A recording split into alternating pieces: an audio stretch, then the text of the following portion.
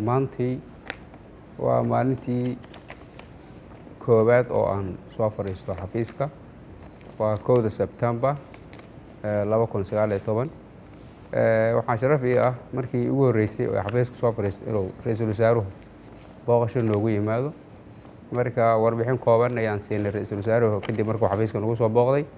Sidoo kale ra'iisul wasaaruhu wuxuu booqday xafiisyada ku-xigeenada guddoomiyaha gobolka Banaadir iyo duqa magaalada Muqdisho. Intaa kadib warbixin kooban kadib ayaan sii gootinay. Ra'iisul wasaaruhu kulay siduu arkay isagaaba sheegi doono aan rajaynayaa si aad iyo aad ayuu u soo dhaweeyay higsiga siyaasadeed ee aan soo bandhigay. Marka waan rajaynayaa si collective ah oo isku xirnaan ah inaan ku guda doono howlahayga ayagoo ra'iisul wasaaraha iyo golaha wasiiraduba ay igu taageeri doonaan insha Allah.